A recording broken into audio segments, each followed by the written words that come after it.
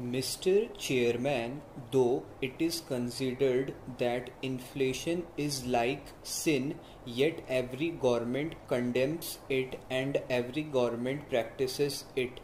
Prices are expressed in terms of money.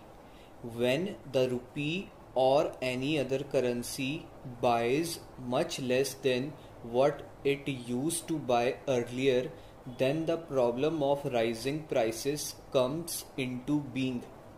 In economic terminology, it is known as inflation. India is a developing economy.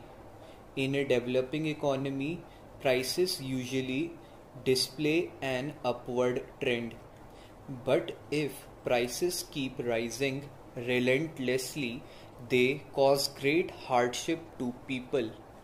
They spare neither the rich nor the poor, neither the producers nor the consumers. They make economic activities uncertain and unstable and cause great unrest in the minds of the people, particularly the poor. India is faced today with one of the most critical economic situations. At no other time did the Indians witness the horrible spiraling prices as they are witnessing today. Prices of all essential commodities are soaring like rockets. It is a shame that even life saving drugs are not spared. The fixed income groups like salaried people, wage earners, and pensioners are the most helpless victims of inflation. When price rises, their real income becomes less. The dearness allowance which the government sanctions from time to time proves of no use to them because then purchasing power actually goes down. India is a democratic country. The rising prices pose a threat to the existence of democracy. Rise in prices causes economic and social disparities and widens the gap between the rich and the poor.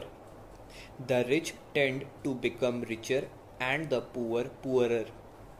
There are several reasons for this rising prices. One reason is the shortfall in production and ever increasing population of India.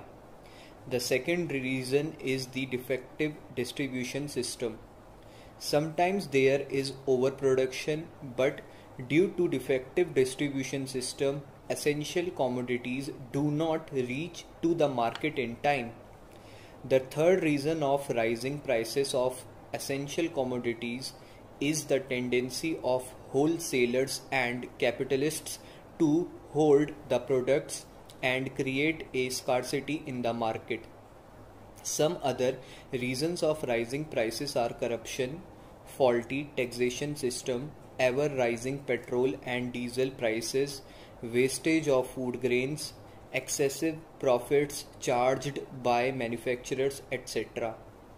The government should take immediate steps to tackle the menace of rising prices.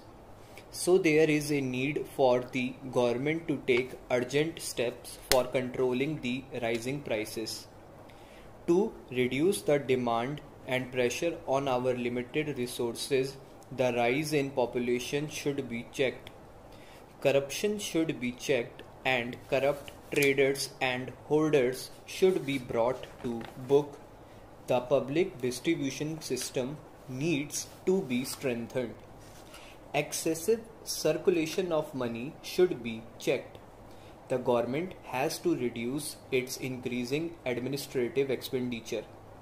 Steps will have to be taken to increase the production in all sectors so that supply can meet the effective demands. I hope our government is quite conscious of the magnitude and consequences of the problem of rising prices and will take suitable steps to check inflation.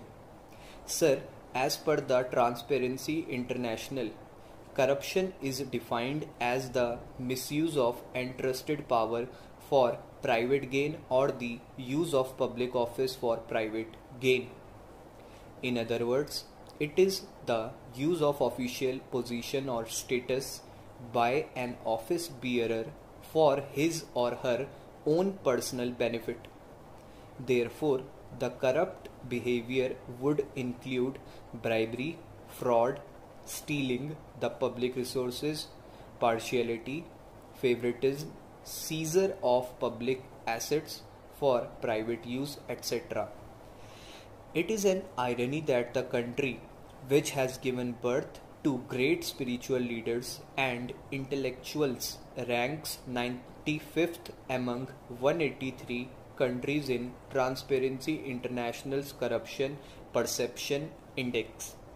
The most shocking part of the widespread corruption in India is the fact that it is not anymore within the parameters of its internationally accepted definition. It is no longer limited to politicians or the public servants.